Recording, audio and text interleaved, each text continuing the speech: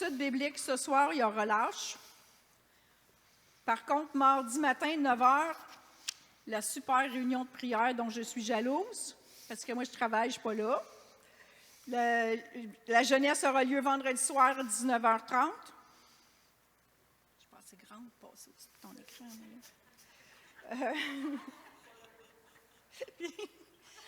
On n'oublie pas aussi de prier pour toutes nos personnes qui ne sont pas capables de se déplacer, qui ne peuvent pas venir, ceux qui sont malades. Alors, bonne semaine.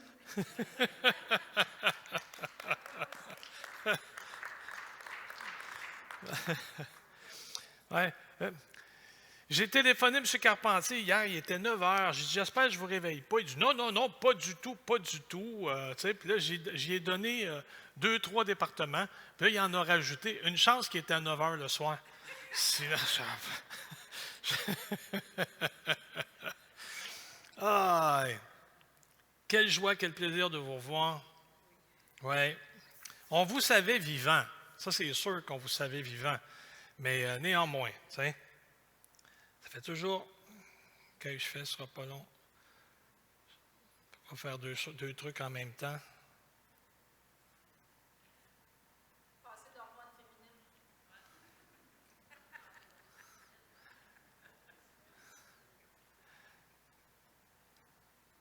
Est-ce que vous m'avez libéré l'ordinateur, M. Martel? Il semblerait que oui, puis là, mais le système refuse d'embarquer. Troisième et dernier essai. Bon, OK. C'est dans le livre des Actes, le 2e chapitre, les versets 34 à 47. Ouvrez vos Bibles dans le livre des Actes, 2e chapitre, les versets 37 à 47. Je souligne auprès du comité d'administration qu'on a une rencontre.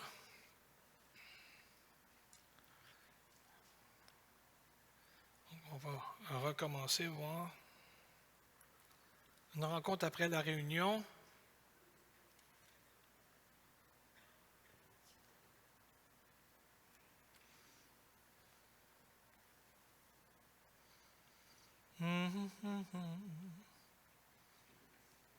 Ah, désolé. Alors, le système refuse de fonctionner. On va se soumettre.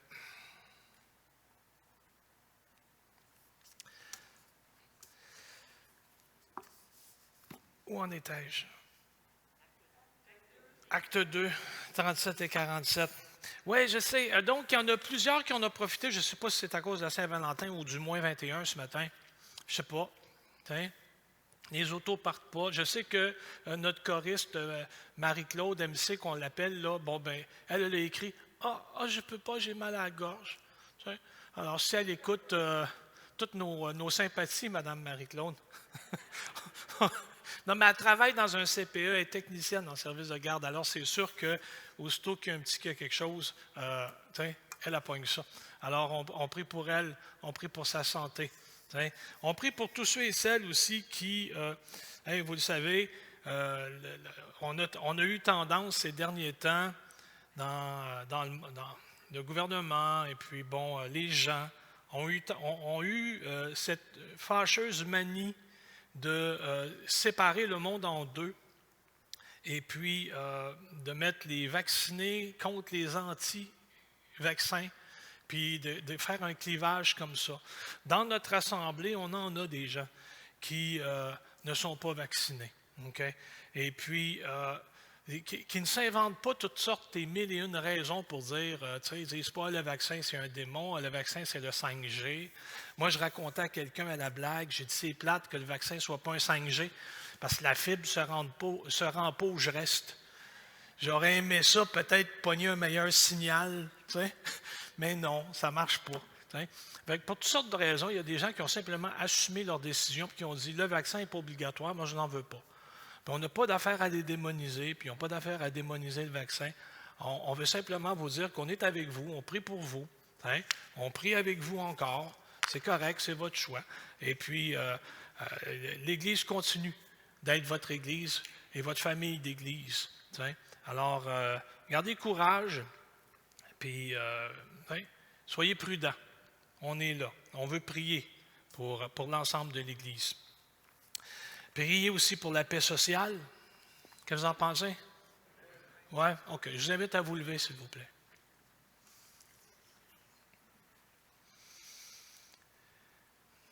Seigneur, on veut ce matin nous placer devant toi comme tes fils, tes filles. On sait qui nous sommes. Ouais. Et entre nos mains, tu as placé ta parole, Seigneur éternel, puis dans nos cœurs, tu as placé ta volonté. Puis tu es celui qui fait des ponts, Père Saint. Tu es celui qui construit des liens. Tu es celui qui s'unit avec celui qui revendique. Tu es celui qui cherche, Seigneur, en tout et partout, la réconciliation. Puis on veut te prier, Père. On veut te prier pour la paix sociale, puis pour nos frères et nos sœurs qui se sentent rejetés. Ils n'ont pas besoin de se sentir rejetés, puisque toi, tu accueilles, puisque toi, Seigneur, tu invites. Alors, on te prie, Père, de continuer de garder notre pays, de continuer de garder notre province, Seigneur Dieu, dans la paix, puis surtout dans la paix sociale dans les temps qui courent. Souffle, Seigneur Dieu, parce qu'on est plus fort qu'un microbe. Ouais, on est plus fort que ça. Dans le nom de Jésus, c'est ton règne et ton royaume qu'on veut voir instauré sur terre. Amen et Amen. Alléluia. Précieux Seigneur. Je suis vraiment content de vous revoir. Je ne pensais jamais être en mesure de présenter la vision de l'Église pour 2022 à mi-février. La journée du Super Bowl, puis la veille de la fête de l'autre. Tu sais, franchement, là, c'est vraiment spécial. C'est pas compliqué. L'idée pour la vision de l'Église en 2022 m'est venue lors d'une étude biblique qu'on a faite en novembre et décembre. J'ai eu à cœur de faire cette étude biblique-là sur l'histoire des réveils. Franchement, j'ai été surpris par ce que j'ai découvert. Puis, je présente mes excuses à Mme Nancy Terrien. Elle est venue un soir. Puis, le soir où elle est venue, c'était l'énumération de dates. C'était comme tomber dans le livre des nombres. C'était pas intéressant pantoute. Fait que mais néanmoins, mis à part cette soirée-là, ça a été vraiment quelque chose de rafraîchissant de voir comment Dieu avait travaillé dans l'Église. Puis comment les réveils avaient même pris place à l'époque de l'Ancien Testament. Évidemment, ce n'est pas écrit dans la Bible. Ils ont vécu un réveil. Mais les principes, autrement dit, l'effervescence qu'ils ont vécue, l'émerveillement qu'ils ont soudainement revis en lisant la loi de Dieu ou en recevant une effusion de l'Esprit Saint ou une présence, une proximité, ça l'a comme fait éclater leur cœur. Alors, on voit comme ça, à partir de l'Ancien Testament, à travers le Nouveau Testament et à travers toute l'histoire de l'Église, des moments où l'Église a comme été soudainement enflammée. Mais quand on dit soudainement enflammée, ce n'est pas que Dieu n'avait pas préparé les cœurs avant. En tout cas, cette série-là, moi, je l'ai bien aimée, elle m'a inspiré. Et puis, je me suis dit, en 2022, j'aimerais ça qu'en 2022, ce soit l'année du réveil. J'aimerais beaucoup qu'en 2022, ce soit l'année du réveil. Je ne sais pas si vous avez remarqué, mais l'année 2021 va être dure à battre. On a eu une superbe année 2021. Des moments de prière vraiment bénis et mémorables. Il y a même des mardis matins où on ne disait même pas un mot. Tellement la présence était là, tellement c'était pesant, tellement c'était comme un gros édredon, on ne disait même pas un mot. Mais ma requête, mon cœur, mon désir, c'est qu'en 2022, l'Église puisse vivre un réveil. Puis pour que l'Église vive un réveil, il faut que nous vivions un réveil. Pour que la corporation, pour que la collectivité vive un réveil, il faut qu'il y ait des individus qui disent au Père, moi.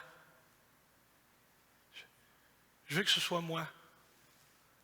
Commence par moi ou oublie-moi pas. Moi, je veux être là. Je veux être dedans.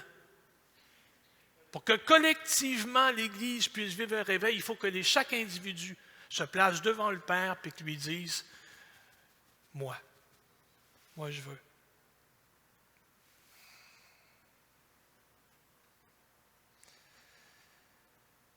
Ce qui m'a motivé donc à commencer une série de messages sur le thème, puis je ne vous ai pas attendu quand le gouvernement a fermé l'Église ou a fermé les églises, puis qu'on en a profité, nous, pour redécorer, je me suis dit, je vais commencer ma série, je vais la débuter, puis elle sera en ligne. Okay? Alors, ce matin, à partir de ce matin, ce qu'on fait, c'est qu'on reprend ce qui a été mis en ligne. Okay? Au cas où vous l'auriez manqué. Puis si vous l'avez écouté, ça ne sera pas vraiment le même message. C'est toujours la même rivière, mais ce n'est jamais la même eau. Je ne sais pas ce que je vais rajouter. Je ne sais pas ce que je vais enlever. Mais dans ma tête, c'est ça. Parce que là, vous êtes là. Vous êtes présent. Puis, il n'y a pas de hasard avec le Père. Il n'y en a pas. C'est que j'imagine que pour l'équipe technique, ils devaient écouter 2 fois les mêmes messages. Je suis sûr que ça n'a pas rentré la première fois. Mais c'est mon plan, c'est mon but. Cette année, je veux une année de réveil. On a planifié plein de projets pour l'Église, mais quand je dis beaucoup de projets, pour les grandes fêtes, là, on a planifié des événements pour les grandes fêtes. Ça sera exclusivement axé sur la présence. On aura même cette année pour après la Pâque, après la résurrection, à tout Seigneur, tout honneur. Donc, après Jésus, il y aura le surintendant du district du Québec. C'est ça, il sera parmi nous pour nous présenter qui sont les PAOC. C'est quoi les PAOC? Connaissez-vous votre famille d'église?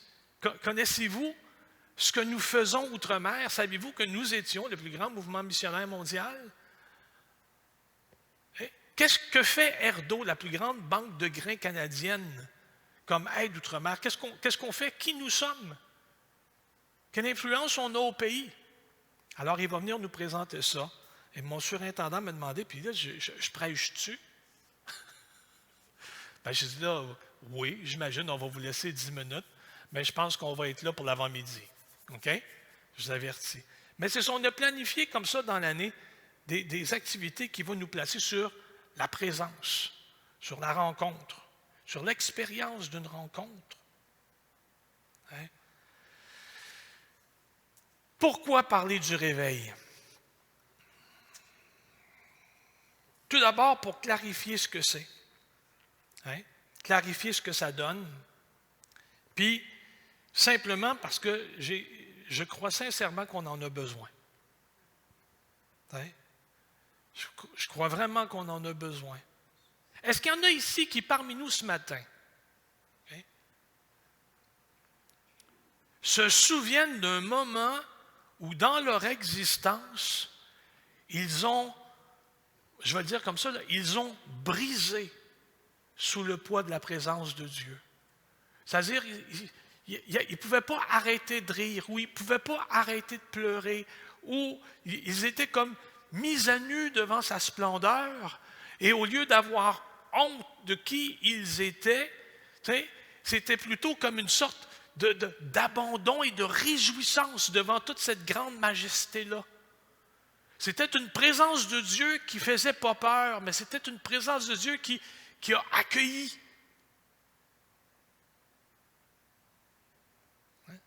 Mais c'est ça un réveil. Au niveau de son être, au niveau de l'individualité, le pasteur Philippe Joret dirait l'individuation, mais en tout cas, peu importe. Au niveau personnel, c'est cette expérience-là que je veux qu'on revive pour qu'après ça, ça ait une incidence sur la collectivité. C'est ça que je veux. Je veux simplement que l'Esprit de Dieu vienne. Je veux qu'il vienne. Hein? Qu'est-ce qu'un réveil?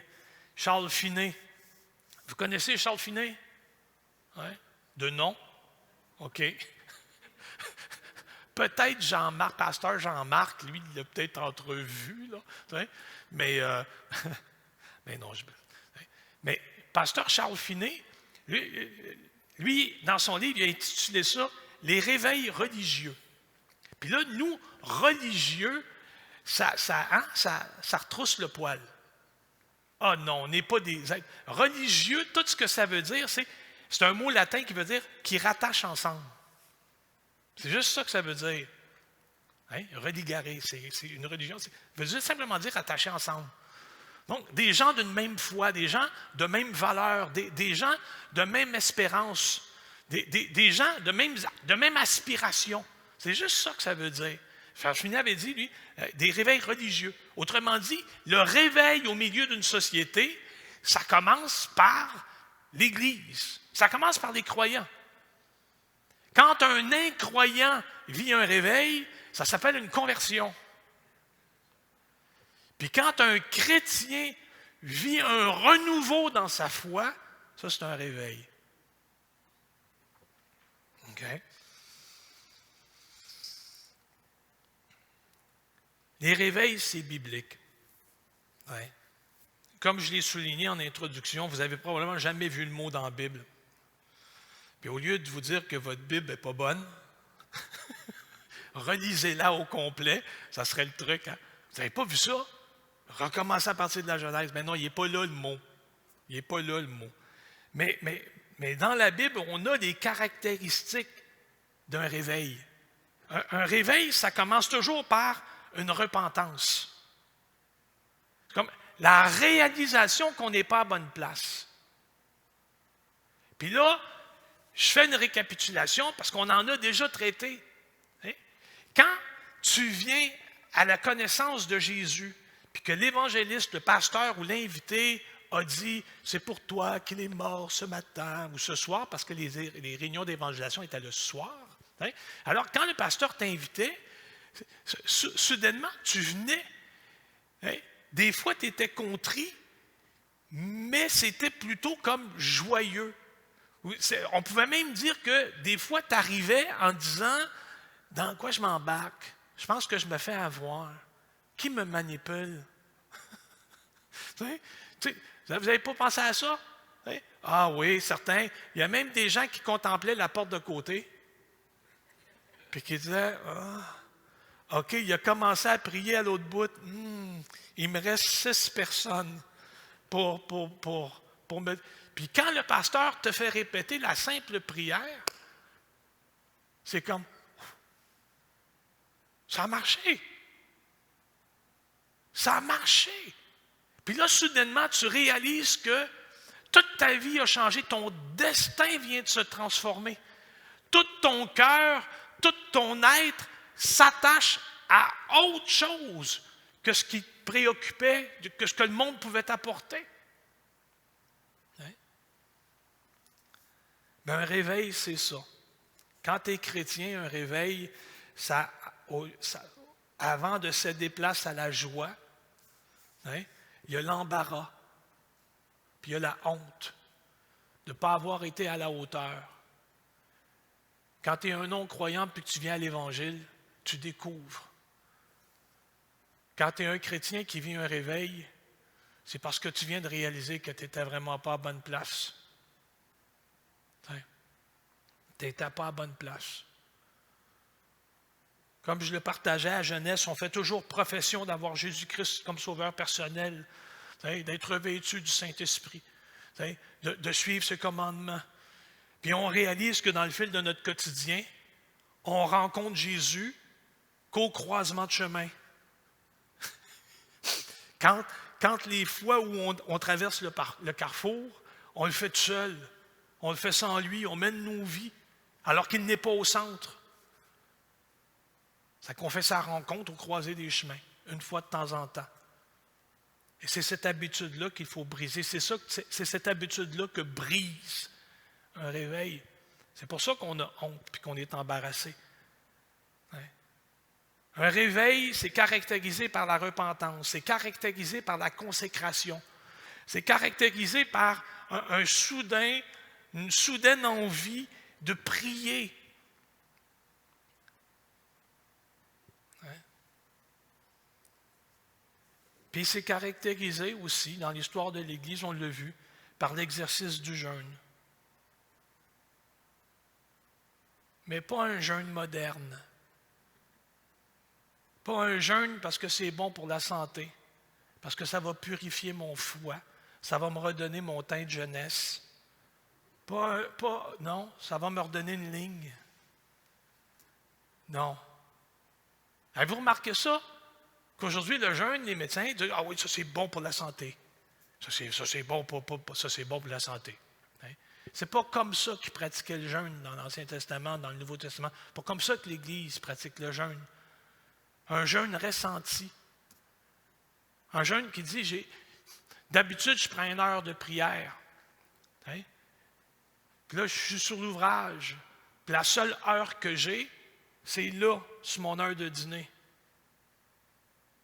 Ben c'est ça, c'est sauter le dîner, parce que la quête de mon être, c'est plus pesant, c'est plus important que même manger pour ma survie. Jacob a dit à Dieu, « Je ne te laisserai pas aller avant que tu m'aies béni. » Dieu l'a marqué. Un jeûne ressenti. Quand on ressent qu'il y a juste ça qui reste à essayer. Hein? Consacrer plus de temps. Puis ça prend aussi finalement la foi en Dieu. Il faut avoir confiance. Confiance que Dieu va agir avec puissance. Hein? Alors, si ça, c'est des caractéristiques du réveil, okay? Puis je récapitule. Repentance, consécration, prière, jeûne, foi. Alors, ça, vous avez ça dans la Bible. Vous l'avez dans l'Écriture. À l'époque de Josias, quand ils ont découvert l'écrit, quand ils ont découvert la loi dans le temple, puis qu'ils l'ont lu devant le roi Josias, il a dit, « On est fait, malheur à nous. On n'a rien accompli de ce qui est écrit là. » Il a décrété un jeûne national. Ça a été un réveil en Israël.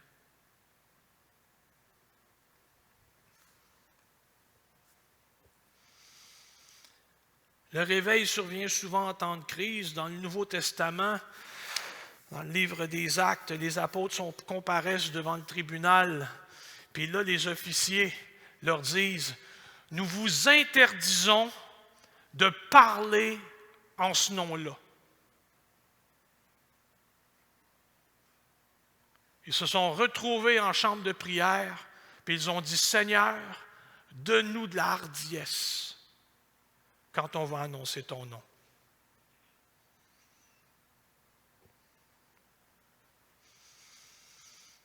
Dans le livre des Actes, Pierre vient de terminer son message, puis les gens qui sont présents et qui ont entendu le message vont répondre. Et c'est ça le début du texte. Hein? Donc, Acte 2, 37. Après avoir entendu ce discours, ils eurent le cœur vivement touché. Et ils dirent à Pierre et aux autres, « Hommes, frères, que ferons-nous? » Pierre leur dit, « Repentez-vous, et que chacun de vous soit baptisé au nom de Jésus-Christ pour le pardon de vos péchés, et vous recevrez le don du Saint-Esprit.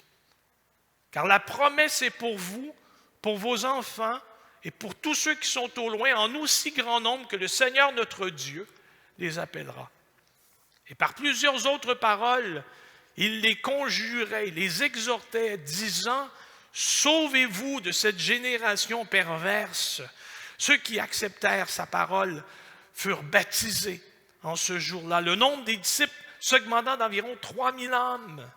Ils persévéraient dans l'enseignement des apôtres, communion fraternelle, fraction du pain, dans les prières. La crainte s'emparait de chacun et il se faisait beaucoup de prodiges, de miracles par les apôtres. Tous ceux qui croyaient étaient dans le même lieu. Ils avaient tout en commun. Ils vendaient leurs propriétés, leurs biens. Ils en partageaient le produit entre tous selon les besoins de chacun. Ils étaient chaque jour tous ensemble assidus au temple. Ils rompaient le pain dans les maisons, prenaient leur nourriture avec joie, simplicité de cœur, louant Dieu, trouvant grâce auprès de tout le peuple. Et le Seigneur ajoutait à l'Église chaque jour ceux qui étaient sauvés. Vous l'avez là, la dynamique. Transformation du cœur des individus. Ça a une conséquence sur la collectivité, sur l'assemblée. Puis c'est ça qui resplendit dans la ville.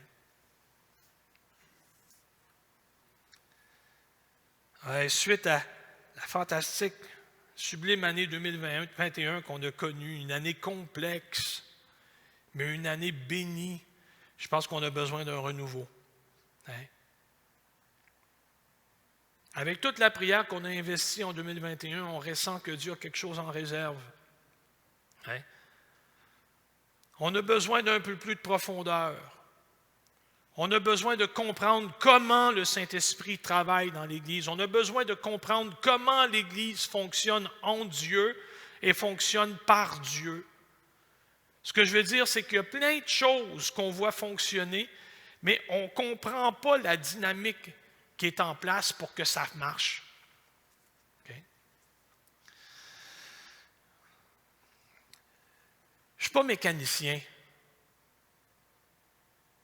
mais quand je mets la clé de contact au son que le moteur fait, je peux savoir qu'il a fait froid. On pourrait même dire, avant même de mettre la clé de contact, je peux le savoir quand je m'assois, puis que ça c'est comme un banc de bois. Quand ça saisit, puis tu viens les yeux ronds, tu fais comme « Ah! » Il a fait « Ah bon. » Mais on n'est pas mécanicien. Mais pour la plupart, là, on n'est pas mécanicien, mais on sait que ça ne marche pas. Tu sais, quand ça fait 75 fois que tu pompes ta tondeuse, tu dis « Non, il y a quelque chose qui ne marche pas. » Si tu es capable de te rendre à 75 fois sans flancher, tu es correct. Mais tu vois bien que ça ne marche pas. Ça ne donne rien. Alors, je veux savoir comment ça fonctionne ce matin. Comment ça marche une Église normale? Comment ça marche une Église qui est conduite par le Saint-Esprit? Parce qu'il y a vraiment une grande différence entre savoir une chose puis comprendre ce qui se passe. Moi, là, ce matin, j'ai cliqué les mêmes boutons sur mon ordinateur. Puis ça ne marche pas. Je ne comprends pas. Parce que d'habitude, j'appuie, tout fonctionne. Donc, je sais que c'est supposé marcher, mais je ne comprends pas qu'est-ce qui a cloché. Plein de choses comme ça dans la vie. Je sais que ça existe. Je ne comprends pas le mécanisme. Sommes-nous capables de regarder notre Église et de dire que ça bouge? Ou que ça bouge, mais pas assez? Parce qu'on a l'habitude de faire ça. On lit le texte biblique, puis on dit « Ouais, mais ce n'est pas vraiment ça que ça veut dire. Il y a un contexte. »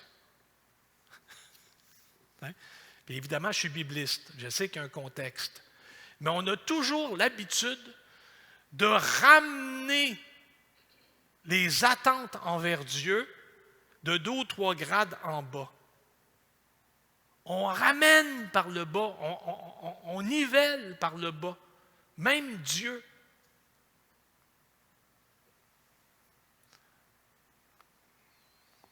Dieu dit, allez de par tout le monde, annoncer la bonne nouvelle.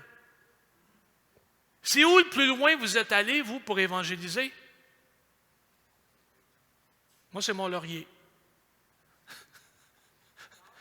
Val-d'Or. Mais vous comprenez le principe? Jésus dit aux disciples, allez-vous-en 2 à 2, dans les villages, prêchez l'Évangile. Si vous voyez des malades, priez pour eux pour les guérir. Des lépreux, guérissez-moi ça. Les démons, chassez ça. C'est quand la dernière fois que vous avez fait ça? C'est ça que je veux dire. On ramène tout. Puis on se dit, oh, mais là, il y en a qui sont payés pour ça. Il y en a qui ont des appels pour ça. On ramène. C'est pour ça que je vous dis qu'on a besoin de vivre un réveil. Parce que je ne suis pas allé plus loin que vous autres. Hein? C'est sûr que quand j'étais au collège biblique, puis même chemin faisant, on est obligé, comme pasteur, d'être impliqué dans chacun des départements. C'est qu'on fait plein de choses qui nous sortent tout le temps de notre zone de confort. Hein? Puis notre zone de confort, c'est toujours loin de ce que Dieu demande. C'est-tu notre Père ou c'est pas notre Père? C'est-tu sa volonté ou c'est la nôtre? C'est quoi?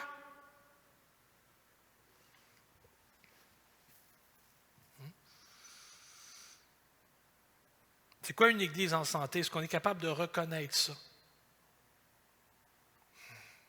On veut une Église, mais généralement, on ne veut pas de présence. Parce qu'on sait que quand il y a une présence, il risque de nous demander des choses. Ça veut qu'on veut se réunir en son nom, mais on va y écrire après pour y dire qu'on l'a fait.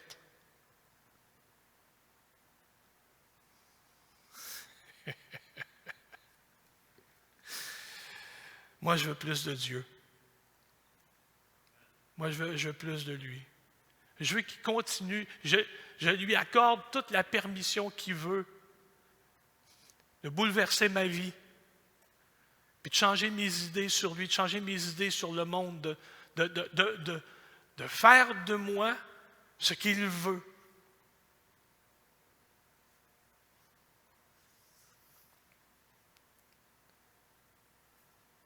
Le modèle de réveil que montrent les textes bibliques montre 3 choses. L'Église affronte toujours une grande opposition ou des obstacles. Des fois, ça vient d'en dedans, des fois, ça vient dehors. Hein? La réponse à la crise, la réponse à l'indolence de l'Église, c'est toujours un effort concerté de prière. C'est toujours ça. C'est toujours quelqu'un qui dit « ça ne marche pas ». Je rentre dans mon église locale, puis je ne ressens rien. C'est qu'en 2022, le réflexe du croyant, c'est de tout casser. J'allais exagérer, mais je vais laisser ça là. C'est tout casser, j'allais dire, c'est ramener le camion devant la porte, c'est bloquer les accès. Non, c'est pas ça. Mais on veut que les gens se rendent compte que moi, quand je viens à l'église, je ne ressens rien.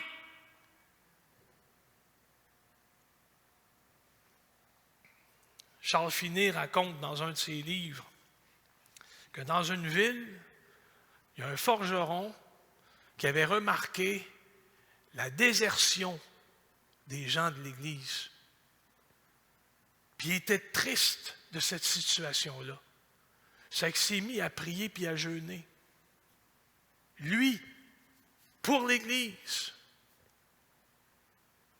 Puis des gens s'en sont rendus compte, ils se sont joints à lui.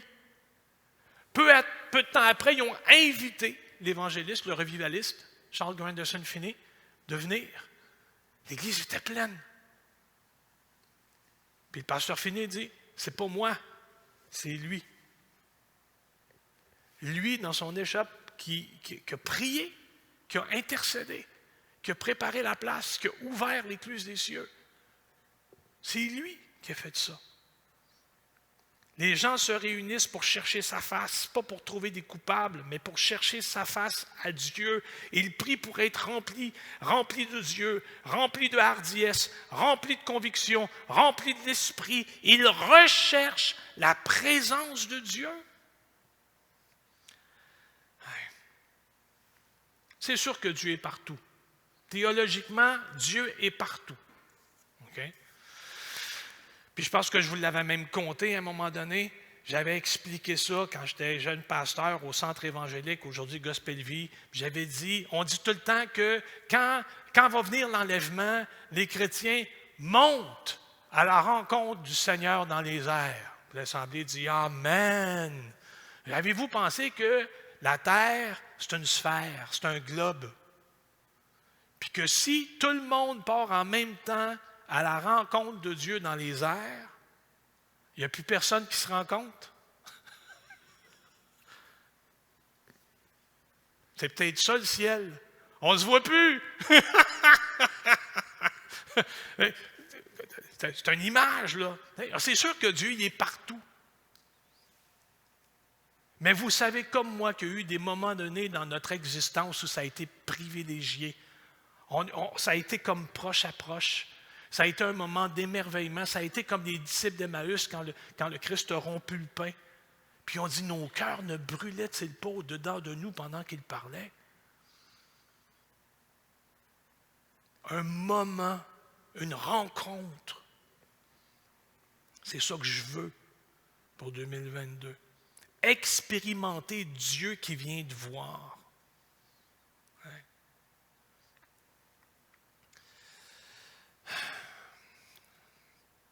J'ai déjà été en présence de Robert Bourassa. Je ne le connais pas plus que ça. J'ai déjà rencontré le premier ministre chrétien et qui ne m'a pas serré la main. Ça doit être mon faciès qui a dit « Oh, je suis mieux de ne pas y toucher ». Mais c'était un homme vigoureux, grand, impressionnant. C'était au musée de l'énergie. Hein? On était là avec mon épouse, puis soudainement, il venait rencontrer les gens. C'était son bébé, ça, ce musée-là. Fait qu'il est simplement venu rencontrer les gens. Mais c'est immense comme homme. Hein? On n'est pas de même allégeance politique, mais je reconnais que, wow, je venais de comprendre pourquoi il avait été élu de si nombreuses années. Il dynamique, tout. Hein? Mais je ne le connais pas personnellement. Je n'ai pas dîné avec. C'est que je ne veux pas connaître Dieu comme je connais ces grands hommes politiques-là. Moi, je veux connaître Dieu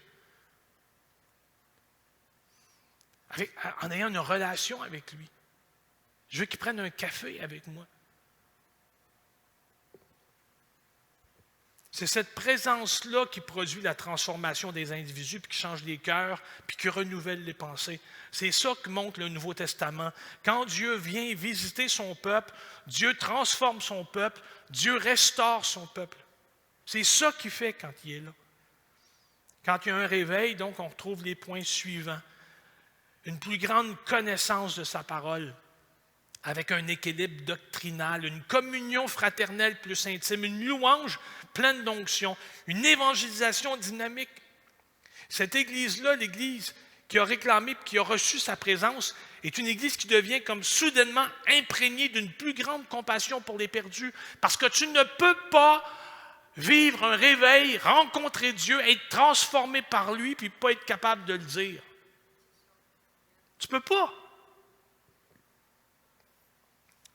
Ça ne te donne rien d'aller évangéliser quand tu as les mains vides, quand tu n'as pas de direction, quand tu n'as pas de message, quand tu n'as pas de confiance.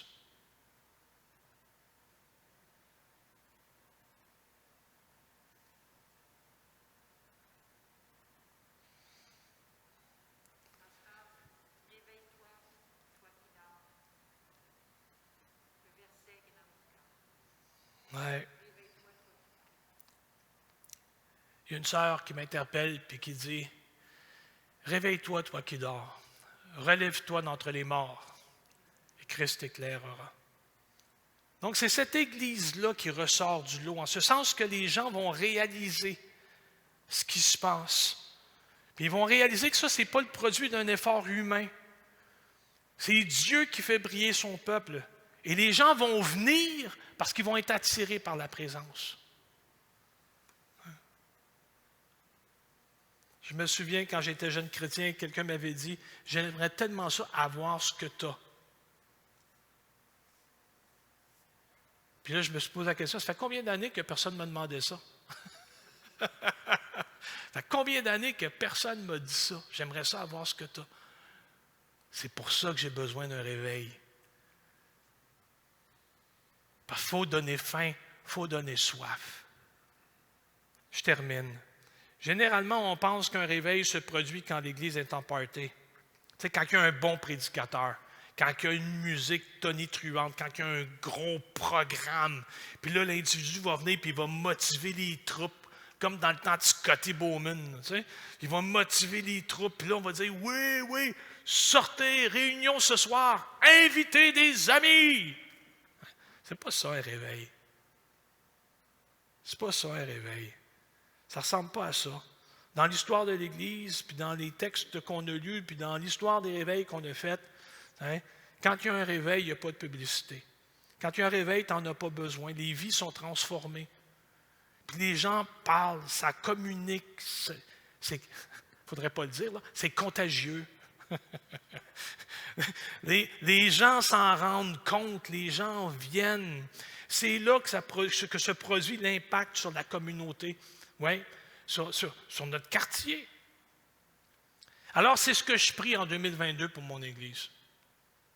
Je veux un réveil. Je veux un réveil. On va le voir dans les dimanches qui suivent, là. Je court-circuite un peu. Mais c'est l'histoire des réveils à partir d'Azusa Street, puis même un petit peu avant, au Kansas. Puis ce qui s'est passé aussi à Toronto. Vous avez dit Toronto, c'est Toronto Airport, ça? Non. En 1900, là. En même temps que se produisait le réveil sur Azusa Street, le réveil dont on parle tout le temps, il y en avait un aussi à Toronto. C'était la mission d'Hélène Ebden. Puis juste un petit peu en haut, au nord de Toronto, il y avait une autre église qui était en éclosion. Puis le pasteur, il disait, « Seigneur, je veux un réveil. Je veux un réveil dans mon église. » Comme pour l'église de Mme Ebden. Mais je veux pas le Saint-Esprit comme elle. C'est trop bruyant. Moi, je veux juste un réveil. Savez-vous quoi? Il ne l'a pas eu. Il ne l'a pas eu. Jusqu'à ce qu'ils disent, « Seigneur, fais comme tu veux, mais je veux tout. » Puis il l'a eu. C'est que ce que l'histoire des réveils nous montre, c'est que nous avons un Père généreux. Si tu as besoin de quelque chose, tu vas lui demander. Et il te donne ce que tu as demandé quand ça s'accorde avec sa volonté. Et la puissance du Saint-Esprit, le renouvellement du Saint-Esprit, un réveil, ça, je pense que ça s'accorde avec sa volonté. Parce que Dieu te veut puissant, dira le psaume. Dieu te veut vivant. C'est ce que je prie pour l'Église, qu'on ait la hardiesse d'y demander. Hein? Je pourrais même dire recouvrer une certaine innocence. Hein? Quand on ne savait pas ce qu'on demandait. Tu sais, Seigneur, tu sais, c'est ça. Envoie-moi où tu veux. Il y en a qui se sont retrouvés en Sibérie. Oui, mais c'était leur volonté aussi. Tu sais, envoie-moi ce que tu veux. Seigneur, je veux aller pour toi. Dieu dit, parfait, c'est ce que je veux. Je veux ton cœur. Je te veux toi. Sachez une chose. Hein? Dieu ne nous veut pas malheureux. OK? Vous allez dire, ah non, une vie de sacrifice. Non. Il veut une vie d'obéissance. Il ne veut pas une vie de sacrifice. Ton sacrifice ne vaut rien. Il n'y en a absolument pas besoin. D'ailleurs, il le dira dans vos lunes, vos fêtes, vos jeûnes. C'est quoi ça? J'en ai pas besoin. Moi, je veux vos cœurs. Dieu veut l'obéissance. Avec la jeunesse, on parlait de Jérémie. Jérémie qui dit à Dieu, avant même que tu me connaisses, que je naisse, tu me connaissais déjà, tu m'avais déjà établi prophète des nations. Puis Jérémie ne dit pas comme, je n'ai pas demandé à venir au monde, tu as tout choisi d'avance. Non, c'est pas ça que Jérémie dit. Mais à un moment donné, au milieu de son ministère, le prophète dit, si je dis, je ne ferai plus mention de toi, il y a en mon sein comme un feu dévorant. Je ne peux pas me taire. Pourquoi? Parce que le prophète venait de réaliser. que Dieu l'avait exactement placé là où lui, comme individu, voulait sa vie. C'était l'appel que Dieu a placé sur lui, c'était sa vie. Il ne pouvait pas être autre chose. Il capotait sur ça. Il aimait ça. Il n'aimait pas ce que les gens faisaient à la réception du message. Ça, c'est une autre affaire. Dieu ne te veut pas malheureux. Et la seule manière d'obéir, c'est de faire confiance. C'est de dire, je sais que tu es un bon Père, que tu es patient. Hein? Que si je suis là présentement dans ma vie et que je me sens insatisfait, c'est probablement parce que je ne te fais pas confiance. Je ne m'abandonne pas. Je veux un réveil pour 2022.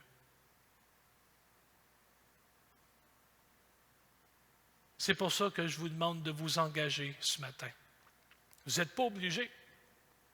Il y a des gens qui vont dire, moi, j'en veux pas. C'est OK, c'est correct. Mais ce matin, je vous demande de vous engager. Si vous avez à cœur de le faire, c'est de lui dire, Seigneur, pour 2022, pour un réveil, je viens de réaliser, Seigneur Dieu, que le pasteur demande un réveil pour son Église. Moi, je viens de réaliser, Seigneur Dieu, que je me balance un peu de l'Église. Je viens de réaliser que j'ai vraiment besoin pour moi d'un réveil. J'aime beaucoup la place où je suis. Puis mon cœur aspire à autre chose. C'est là que je veux aller, si toi tu m'y conduis.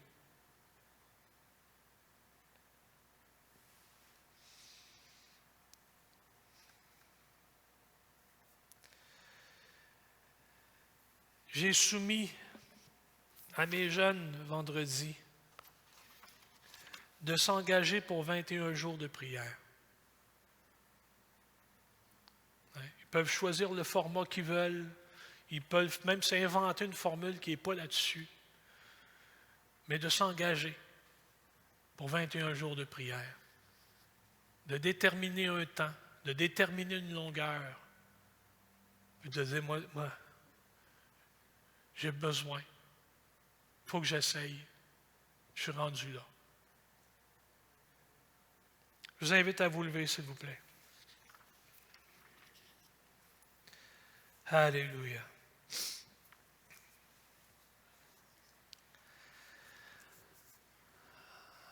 Jésus, nous bénissons ton nom.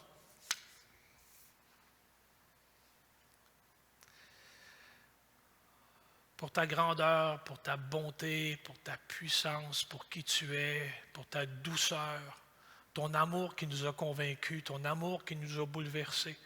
Nous prions pour que, Seigneur, nos cœurs ne deviennent jamais insensibles au point de ne plus jamais être bouleversés par ton amour. On veut qu'il y ait comme des vagues d'amour qui passent sans cesse sur notre cœur, sur notre âme, qui nous renouvellent, qui nous régénèrent, qui nous amènent plus proche de toi. Entends les cœurs ce matin, Seigneur Dieu, qui se disent, qui demandent chacun pour soi. L'Église, Père, veut un réveil. Moi, j'en veux un pour moi. Alors que tu m'inclus dans ce bâtiment qu'est l'Église locale, l'Église de Pentecôte de Drummondville, moi, je veux ça aussi pour moi. Moi, je veux un renouvellement du don que tu as placé en moi. Seigneur Dieu, j'ai arrêté de parler en langue, j'ai arrêté de communier, j'ai arrêté de rechercher ta présence, j'ai arrêté de rechercher ton Saint-Esprit, j'ai arrêté d'en demander plus. Je te demande pardon. Je te demande pardon. Je te demande pardon. Comme fils, comme fille, je suis embarrassé de ce que j'ai fait, des dons que tu m'as donnés.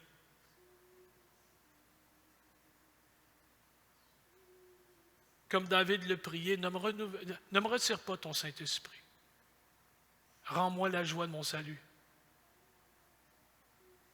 Rends-moi la joie de ton salut. J'aime être bouleversé par ta présence. J'aime être dirigé par ta voix précieuse. Que ton sang précieux, Père Saint, qui est toujours efficace, me lave. Alléluia. Que ton Saint-Esprit relève ma tête, gonfle mes voiles. Tire-moi, Seigneur Dieu, de ma torpeur. Amène-moi dans tes parvis. Seigneur Dieu, nous voulons un réveil pour 2022. Nous voulons un réveil pour 2022. Et moi, j'aimerais ça, que ce ne soit pas le 31 décembre 2022. Donne le taux, Seigneur Dieu. Amène-nous dans tes parvis. Alléluia. Que ce ne soit pas en fin d'année, que ce soit en début d'année. Oh, Père Saint. Alléluia. C'est à toi la gloire, la puissance, tout l'honneur. Oh Dieu. Sois honoré. Sois honoré. Alléluia. Je l'ai chanté mardi matin. Je n'ai pas mis les paroles à l'écran, mais les anciens vont s'en souvenir. OK? Ça, quand je parle d'anciens, Michel Genet, à peu près, il va s'en souvenir. Envoie la puissance sur ton peuple, la puissance d'autrefois. Ouvre les écluses, envoie la puissance sur tous ceux qui sont à toi. Envoie sur chacun des langues de feu, brûlant en nous le péché. Purifie nos âmes, mets en nous ta flamme, oh baptise-nous de feu. Ça, c'est tellement récent qu'Abraham le chantait. Hey, Seigneur vous bénisse. Merci d'avoir été là.